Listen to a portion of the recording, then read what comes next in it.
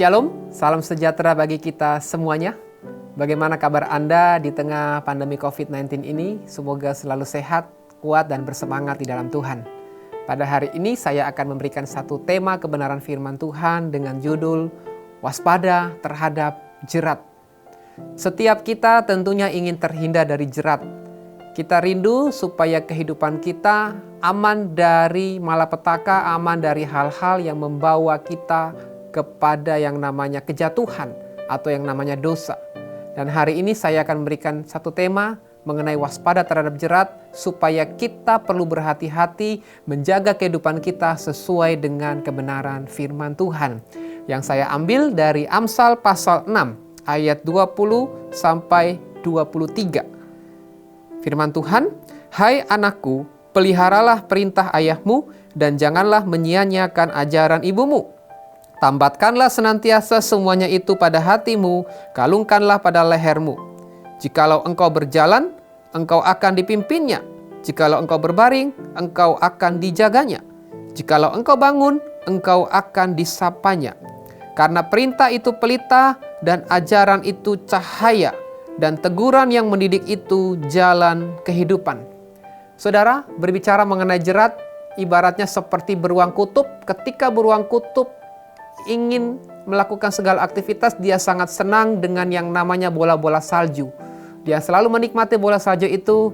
Lama-kelamaan ketika dia menikmati, ternyata itu adalah perangkap yang mematikan dan akhirnya membawa beruang salju itu harus masuk kepada kurungan. Sama hanya dengan dosa. Dosa yang kita lakukan akan membawa kepada maut, akan membawa kepada kejatuhan. Di dalam Amsal 6 ini saya akan memberikan ada 3 poin penting mengenai waspada terhadap jerat. Kita belajar kepada tokoh-tokoh Alkitab. Tokoh-tokoh perjanjian lama seperti Simson. Dia jatuh kepada wanita. Seorang yang memiliki kekuatan fisik yang luar biasa, namun jatuh kepada wanita asing bernama Delila. Kita lihat Raja Daud, seorang yang berkenan di hati Tuhan, seorang yang diberkati Tuhan sejak masa mudanya. Ia pun sempat berbuat dosa karena persinahan dan jatuh dengan Batseba. Lalu yang ketiga adalah Raja Salomo, raja yang diberikan hikmat oleh Tuhan. Dia memberikan hikmat yang di atas rata-rata, bahkan menulis kitab-kitab Amsal, termasuk Amsal Sulaiman. Di Amsal 6 ini adalah tulisan Salomo, dan dia jatuh kepada penyembahan berhala karena wanita-wanita asing yang dia nikahi. Sungguh ironis, bukan? Banyak tokoh-tokoh Alkitab yang menjelaskan kejatuhan orang-orang hebat. Bagaimana dengan Anda dan saya? Saudara, untuk kita perlu waspada terhadap jerat, yang pertama kita lakukan adalah memperhatikan nasihat orang tua. Di dalam Amsal 6 ayat 20 dikatakan, "Hai anakku, peliharalah perintah ayahmu dan janganlah menyia-nyiakan ajaran ibumu." Ini adalah gambaran firman Tuhan mengajarkan untuk kita mendengar nasihat pemimpin rohani. Orang tua bisa berbicara ayah, ibu, pendeta kita, gembala kita, pemimpin kelompok sel kita, bahkan orang-orang yang di atas kita, dengan tujuan mereka memberi nasihat bukan berarti mereka adalah orang yang superior. Mereka memberikan nasihat supaya tidak membawa kita jatuh kepada dosa seperti beruang kutub tadi. Dosa kelihatannya nikmat, dosa kelihatannya enak, tetapi membawa kepada malapetaka. Karena itu jangan engkau tinggi hati, tetaplah engkau rendah hati mendengarkan nasihat ayah dan ibu. Karena ketika kita mendengarkan nasihat orang tua, memperpanjang umur, usia kita akan diperpanjang oleh Tuhan.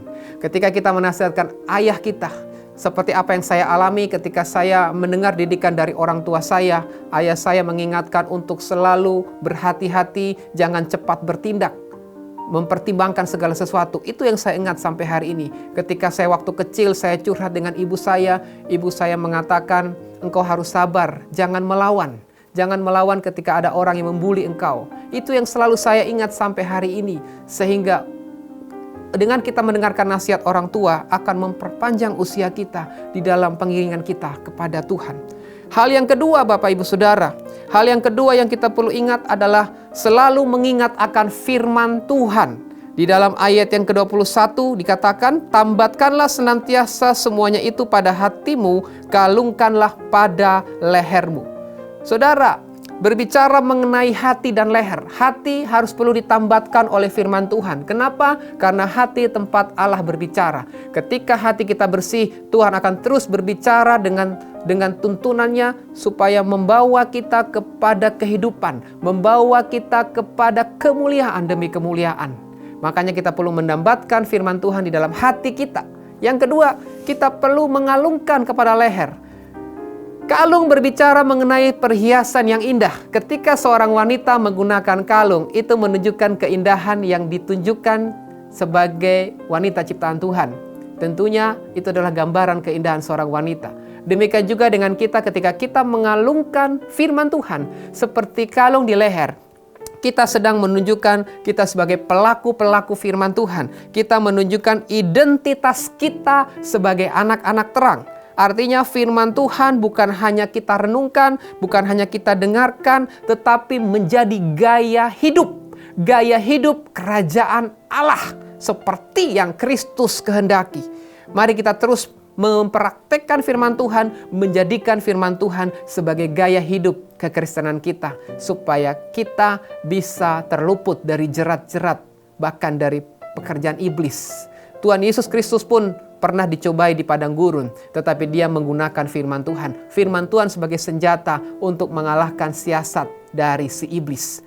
Dan kalau kita melakukan dua hal tadi, yaitu memperhatikan nasihat orang tua, dan yang kedua adalah selalu mengingat akan firman Tuhan, maka hal yang ketiga akan menjadi bagian hidup kita. Jalan hidup kita akan selalu berhasil. Di dalam ayat yang ke-22 dan 23 mengatakan, jikalau engkau berjalan, engkau akan dipimpinnya. Jikalau engkau berbaring, engkau akan dijaganya. Jikalau engkau bangun, engkau akan disapanya. Karena perintah itu pelita dan ajaran itu cahaya, dan teguran yang mendidik itu jalan kehidupan. Ini hal yang ketiga, saudaraku. Ketika kita memperhatikan perintah Tuhan dan selalu mengingat firman Tuhan, maka perjalanan kita akan dibuat berhasil. Kita akan terus dipimpin di dalam kemuliaan demi kemuliaan, sehingga kuasa Tuhan akan terus menaungi hidup kita. Kita akan dijauhkan dari sakit penyakit, dijauhkan dari malapetaka, dijauhkan dari hal-hal yang menakutkan, karena penyertaan Tuhan selalu ada dan selalu tepat waktu kepada orang-orang yang hidup sesuai dengan firman Tuhan. Sekian, Tuhan Yesus memberkati kita semua.